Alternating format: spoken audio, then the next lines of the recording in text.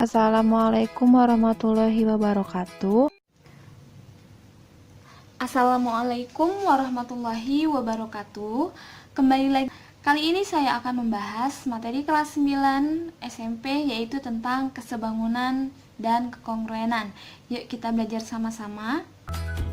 Selanjutnya, pengertian kekongruenan. Sebelumnya, tahukah apa itu kekongruenan? Kekongruenan adalah dua bangun datar yang dimana kedua bangunannya sama-sama mempunyai bentuk dan ukuran yang sama. Kekongruenan dapat dilambangkan dengan simbol berikut. Ini adalah contoh kekongruenan. Kesebangunan dan kekongruenan. Sebelumnya, tahukah apa itu kesebangunan? Kesebangunan adalah bangun datar yang dimana beberapa sudutnya memiliki kesesuaian yang besarnya sama dan panjang sisi sudutnya juga sesuai dan memiliki perbandingan yang sama. Atau kesebangunan merupakan dua buah bangun yang mempunyai sudut dan sisi yang sama. Nah, kesebangunan dapat dilambangkan dengan simbol notasi berikut. Berikut contoh kesebangunan.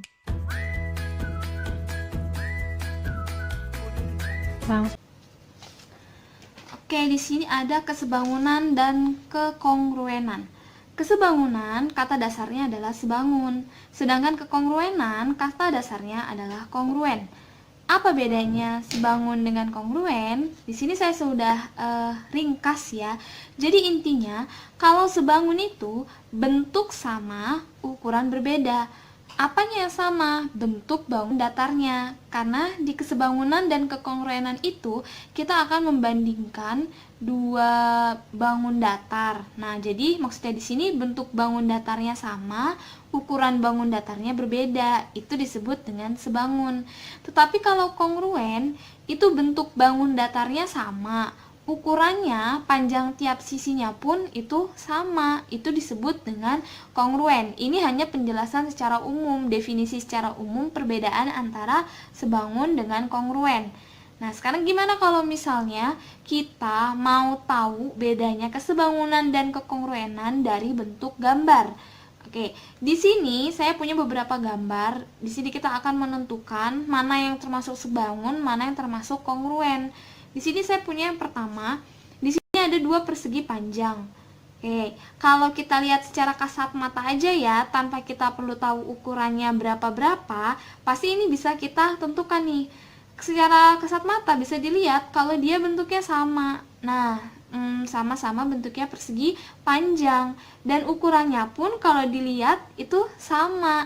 Karena dia mempunyai bentuk yang sama dan ukuran yang sama, maka ini disebut dengan sebangun atau kongruen. Ya, kalau misalnya bentuknya sama, ukurannya sama, maka ini bisa disebut dengan kongruen. Ya, jadi ini adalah kongruen. Kemudian, misalnya saya punya gambar yang kedua. Gambar yang kedua, di sini ada dua buah segitiga.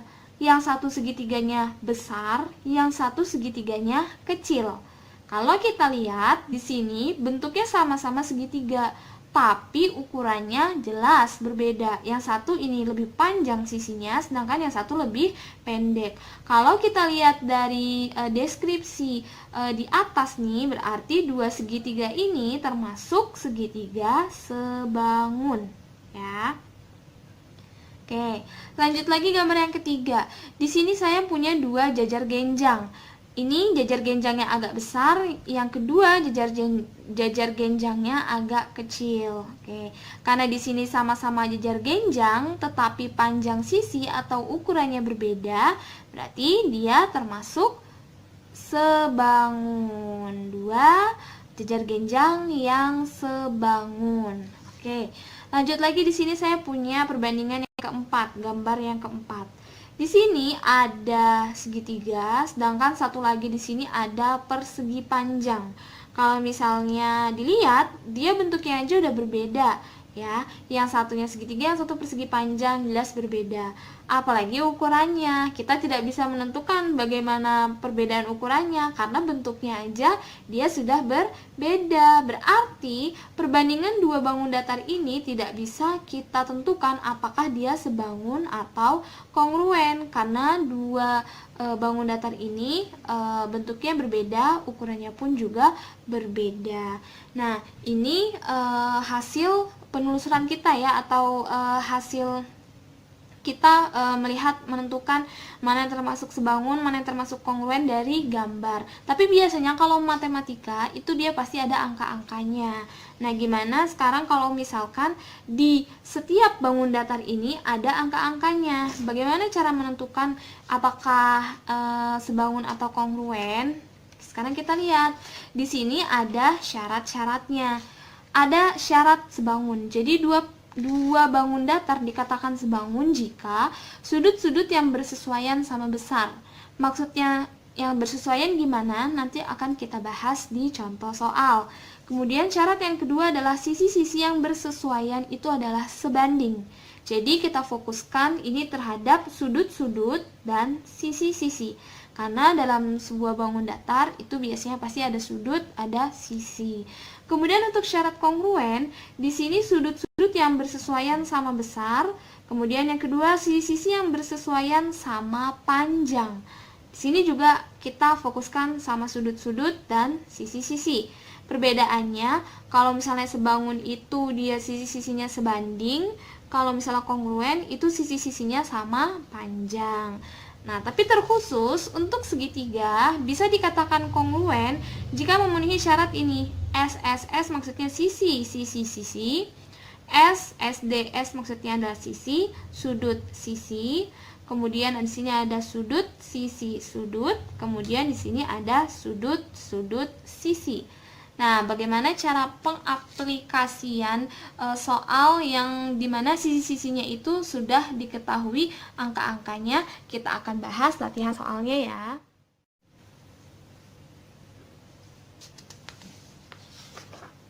Kita langsung mulai ke contoh soal. Di sini saya punya soal ada dua buah persegi panjang. Di sini sudah ada sisi-sisinya ya. Di sini panjangnya 10 cm, lebarnya 6 cm. Terus persegi panjang yang kedua, panjangnya 5 cm, lebarnya 3 cm. Pertanyaannya, apakah persegi panjang ABCD sebangun dengan persegi panjang PQRS? Oke, kalau misalnya kita lihat tanpa kita lihat angka-angkanya, panjang ataupun lebar, sebenarnya segitiga ini dia sebangun.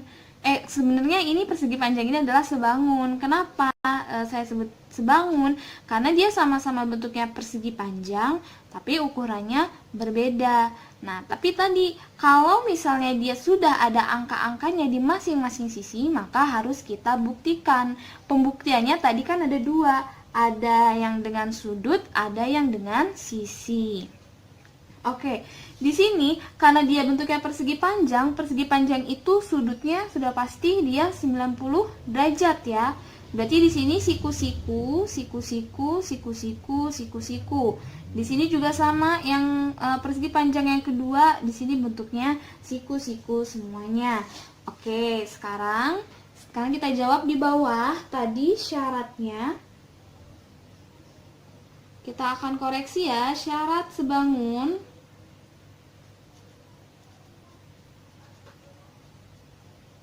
Syarat yang sebangun tadi yang pertama itu adalah sudut-sudut yang bersesuaian itu sama. Di sini saya tulis saja sudut-sudut sama. Oke. Apa maksudnya sudut-sudut yang sama? Sudut-sudut yang bersesuaian. Kita lihat, di sini kan dia bentuknya sama nih persegi panjangnya ya. Jadi memanjangnya itu di bawah. Sekarang sudut-sudut yang bersesuaian, misalkan saya punya yang pertama itu adalah sudut A. Sudut A, dia bersesuaian dengan sudut P, berarti sama dengan sudut P. Kenapa bisa seperti itu? Karena sudut A, dia letaknya di kiri bawah. Sudut P juga di kiri bawah. Berarti sudut A sama dengan sudut P. Karena dia dua-duanya siku-siku, berarti besar sudutnya adalah 90 derajat. Kemudian di sini ada lagi sudut B. Sudut B itu letaknya di kanan bawah. Berarti dia bersesuaian dengan yang mana? Yang di kanan bawah itu adalah sudut Q. Berarti di sini adalah sudut Q. Besarnya berapa? Besarnya juga sama, siku-siku 90 derajat. Kemudian saya punya sudut C. Sudut C dia letaknya di kanan atas. Karena letaknya di kanan atas, berarti dia bersesuaian dengan sudut R. Jadi di sini saya tulis sudut R. Besarnya sama ya, 90 derajat. Kemudian ada sudut satu lagi. Di sini ada sudut D. Sudut D dia bersesuaian dengan sudut S karena letaknya sama-sama di sebelah kiri atas. Dia sama ya, 90 derajat. Oke, kalau kita lihat di sini semuanya 90 derajat. Karena dia 90 derajat, berarti dia sudutnya sama ya. Berarti syarat yang pertama itu terpenuhi, yaitu sudut-sudutnya sama besar. Kemudian kalau kita lihat syarat yang kedua, yaitu berhubungan dengan sisi. Sisi-sisinya itu adalah sebanding. Sisi-sisi yang bersesuaian itu sebanding. Apa maksudnya sisi-sisi yang bersesuaian? Di sini saya akan kasih tahu dulu. Di sini kalau persegi panjang itu kan punya 4 sisi. Misalnya di sini sisi yang pertama itu adalah sisi AB. Sisi AB letaknya di bawah. Maka dia akan bersesuaian dengan sisi PQ. Kenapa dengan sisi PQ? Karena letaknya dia juga di bawah. Kemudian di sini ada sisi BC. Saya garisin 2. Sisi BC dia bersesuaian dengan apa? Bersesuaian dengan QR karena letaknya di sebelah kanan. Kemudian ada lagi di sini ada sisi CD. Saya gambar garis 3. Dia bersesuaian dengan sisi RS ya karena dia letaknya di atas. Kemudian satu lagi sisinya yaitu sisi AD. Sisi AD di sini dia letaknya di sebelah kiri. Berarti dia akan bersesuaian dengan sisi PS. Jadi seperti itu ya bersesuaiannya. Karena kita sudah tahu bersesuaiannya, tinggal kita bandingkan saja. Yang pertama, saya punya sisi AB. Tadi sisi AB dia berbanding dengan sisi PQ. Sisi AB panjangnya berapa? 10 cm. Sedangkan sisi PQ panjangnya adalah 5 cm. 10 dengan 5 itu sama-sama bisa dibagi 5. Hasilnya adalah 2, di bawahnya 1.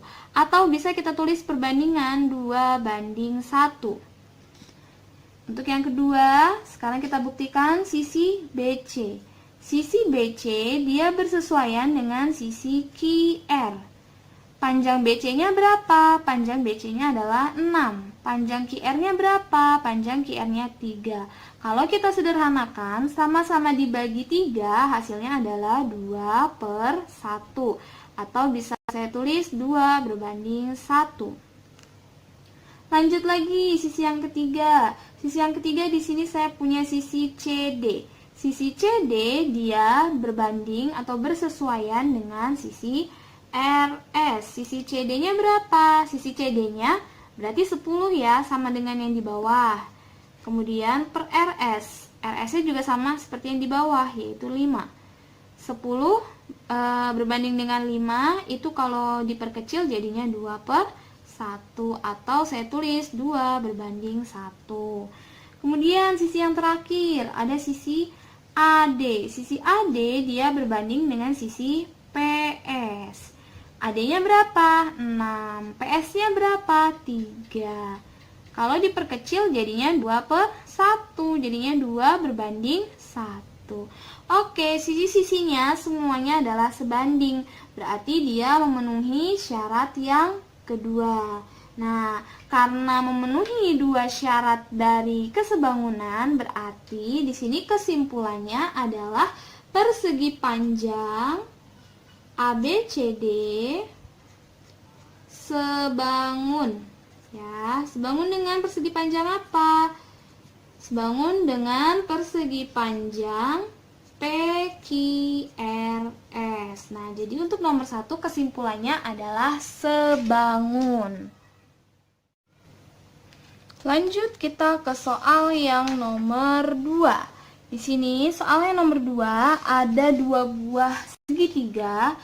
Pertanyaannya adalah tentukan panjang EF. Nah, di sini soalnya diketahui segitiga ABC.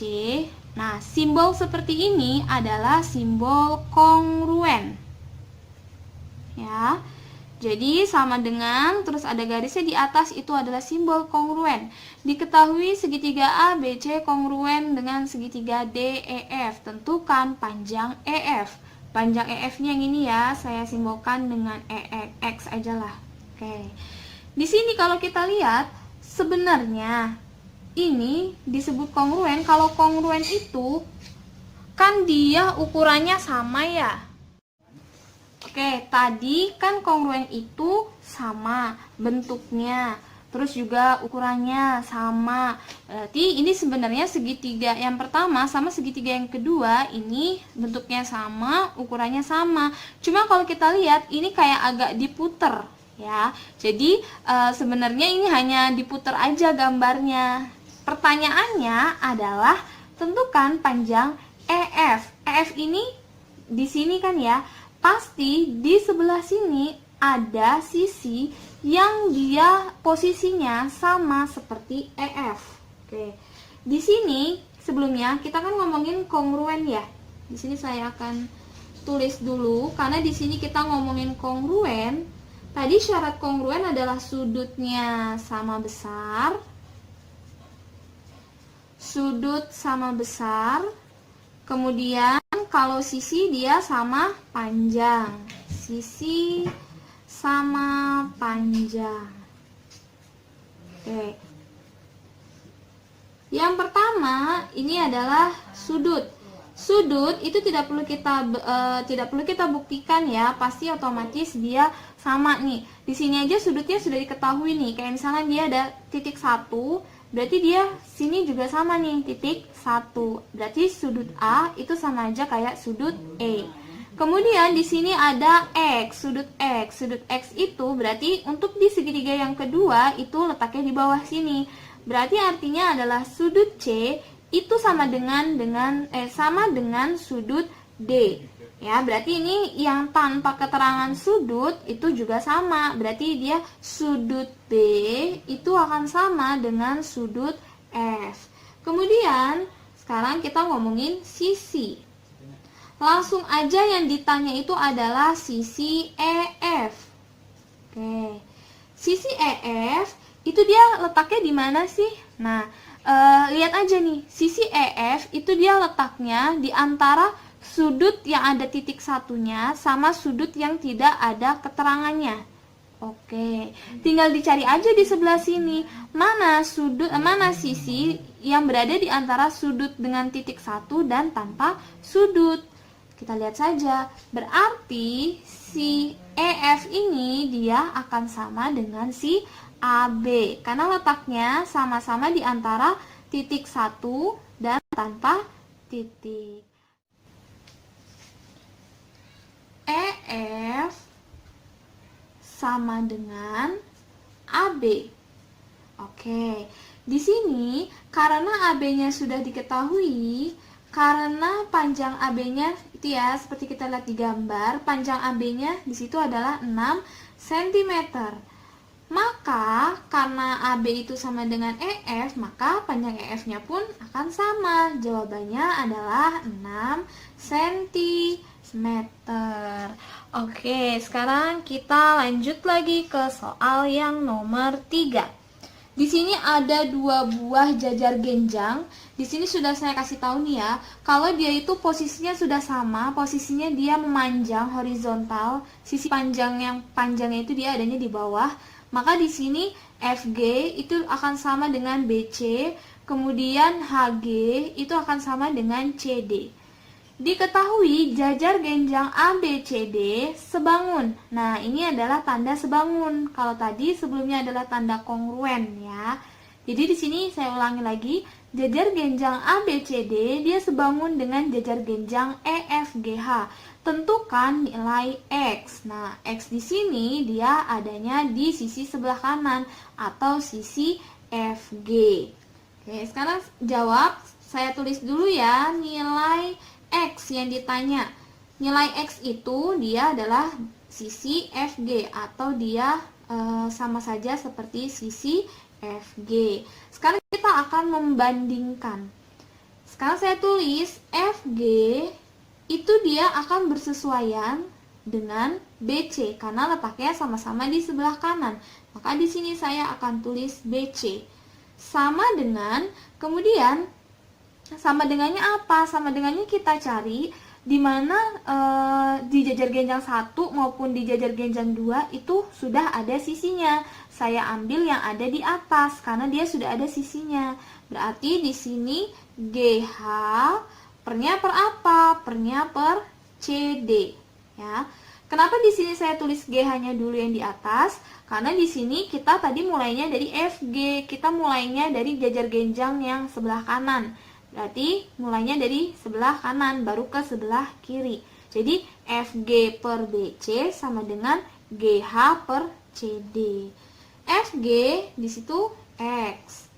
Kemudian BC 8 sama dengan GH, GH-nya adalah 3, CD-nya adalah 12.